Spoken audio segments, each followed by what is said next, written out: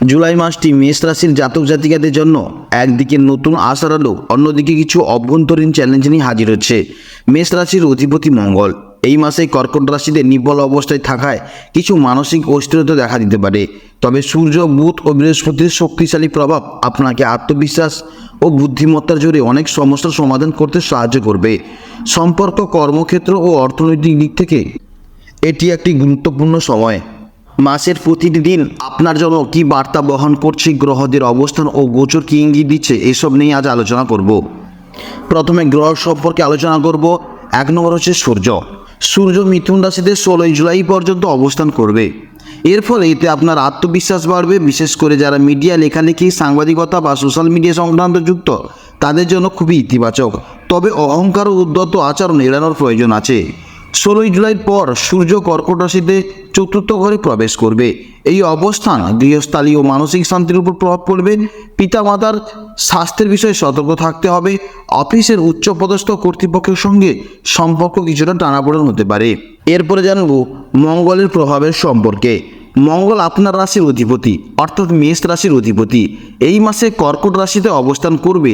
এর ফলে মেষ রাশির উপরে যে প্রভাব পড়বে সেটা হচ্ছে গৃহে কিছু অস্থিরতা বা পরিবারে উত্তেজনা ইঙ্গিত দেখা দিবে। যানবাহন সংক্রান্ত ব্যয় বাড়তে পারে অথবা কোনো দুর্ঘটনা হতে পারে। তো সেদিকে আপনাকে খেয়াল করে রাখতে হবে।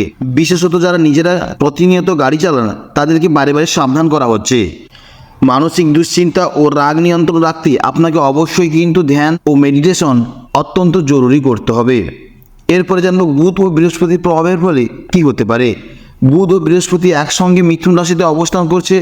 এর ফলে এটি যোগাযোগ, পরিকল্পনা ও শিক্ষাক্ষেত্রে দারুণ ফল দিতে পারে মেষ রাশির জাতক জাতিকাদের উপর। যারা ব্যবসার সাথে যুক্ত তাদের জন্য কিন্তু এই সময়টা খুবই ভালো, অর্থাৎ এই মাসটি অত্যন্ত ভালো মাস হতে চলেছে। তবে বুধ 20 জুলাইয়ের পর কর্কট রাশিতে প্রবেশ করলে মানসিক দিকটা একটু বেশি প্রভাবিত হতে পারে। তখন আবেগ ও যুক্তির মধ্যে দ্বন্দ্ব সৃষ্টি হতে পারে। এরপরে জানবো শুক্রের প্রভাবের ফলে। শুক্র 7 জুলাই পর্যন্ত কর্কট রাশিতে থাকবে। এই সময় গৃহসজ্জা, বিলাসিতা, ভ্রমণ বা আরামপ্রিয় কাজে মন যাবে। দাম্পত্য জীবনে মিষ্টতা থাকবে। এর ফলে দাম্পত্য জীবন খুবই সুখময় হতে চলেছে।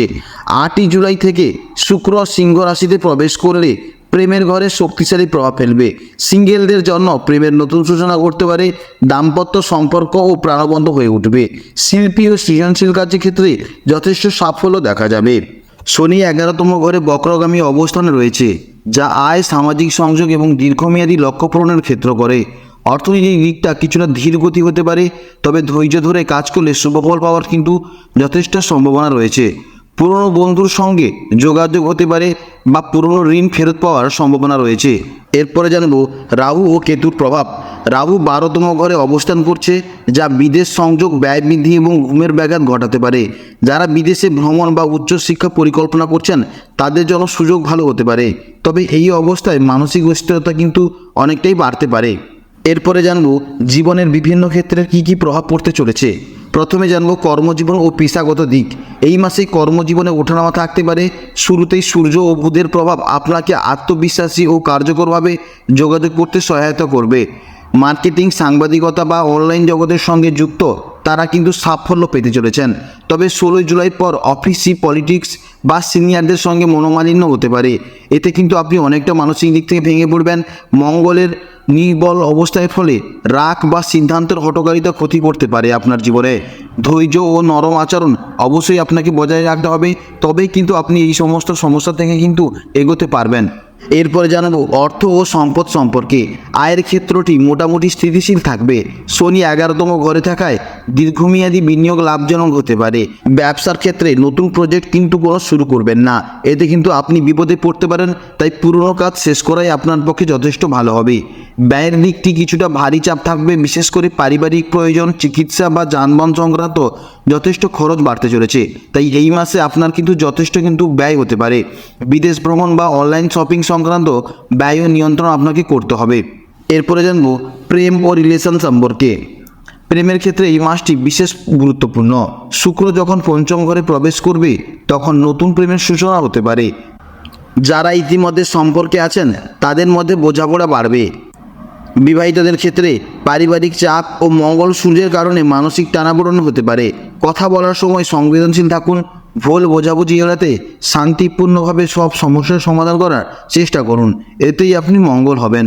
এরপরে জানবো শিক্ষার্থীদের জন্য এই মাসটি কেমন হতে চলেছে। ছাত্রছাত্রীদের জন্য এটি একটি মিশ্র মাস। যারা মিডিয়া, কমিউনিকেশন, গণিত বা ভাষা সংক্রান্ত বিষয়ে পড়াশোনা করছেন তাদের জন্য মাসটি খুবই ভালো। নতুন কিছু শেখার আগ্রহ বৃদ্ধি পাবে, তবে মনোযোগ ছড়িয়ে যাওয়ার সম্ভাবনা রয়েছে। তাই একাগ্রতা বজায় রাখতে চাইলে সময় ভাগ করে পড়াশোনা করতে হবে। কেতুর প্রভাবে প্রতিযোগিতামূলক পরীক্ষায় সাফল্যের কিন্তু যথেষ্ট সম্ভাবনা রয়েছে। তাই অবশ্যই কিন্তু আপনি যতটা পারবেন প্রতিযোগিতামূলক কিন্তু পরীক্ষা দেওয়ার চেষ্টা করুন। এরপরে জানবো স্বাস্থ্য ও মানসিক অবস্থা। মঙ্গল ও রাহুর প্রভাবে কিছুটা মানসিক অস্থিরতা এবং ঘুমের বিঘ্ন ঘটতে পারে। পেটের সমস্যা, রক্তচাপ বা হৃদরোগের প্রবণতা বাড়তে পারে। নিয়মিত ব্যায়াম, ধ্যান এবং স্বাস্থ্যকর খাদ্যাভ্যাস বজায় রাখুন, এতে কিন্তু আপনার স্বাস্থ্য এবং মানসিক দিকটি দুটোই কিন্তু ভালো থাকবে।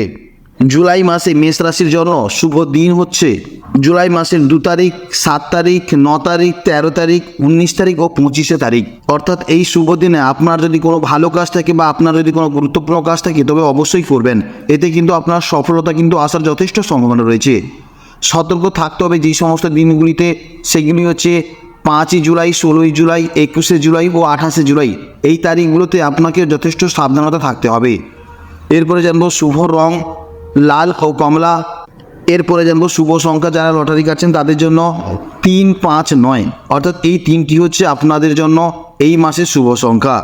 এই মাসে বিভিন্ন গ্রহের বিভিন্ন গোচরের ফলে আপনাদের জীবনে যে সমস্ত সমস্যা দেখা দিতে পারে, এইগুলিকে যদি আপনারা হালকা থেকে একটু ঠিক করতে চান তাহলে কিন্তু আপনাকে কিছু প্রতিকার করার জন্য কিছু নিয়ম পালন করতে হবে। সেগুলি হচ্ছে প্রতি মঙ্গলবার হনুমান চল্লিশা পাঠ করুন এবং লাল রঙের পোশাক পরিধান করুন, এতে মঙ্গল দোষ কিন্তু আপনাদের কমবে। এছাড়াও প্রত্যেক শুক্রবার লক্ষ্মী পুজো করুন এবং সাদা মিষ্টি দান করুন। 3 নম্বর হচ্ছে শনিদেবের জন্য তেল দান করুন। 4 নম্বর হচ্ছে কালো কুকুর বা কাককে খাবার দিন বা মন্দিরে কালো তিল দান করুন, এতে কিন্তু রাহু কেতু অনেকটা কিন্তু প্রশমন হবেন। এক কথায় যদি আমরা বলতে পারি, মেষ রাশির জাতক জাতিকাদের জন্য জুলাই 2025 একদিকে যেমন নতুন সম্ভাবনা ও সৃজনশীলতা নিয়ে আসবে, ঠিক তেমনি কিছু মানসিক চ্যালেঞ্জ এবং পারিবারিক উত্তেজনার সম্মুখীনও করবে।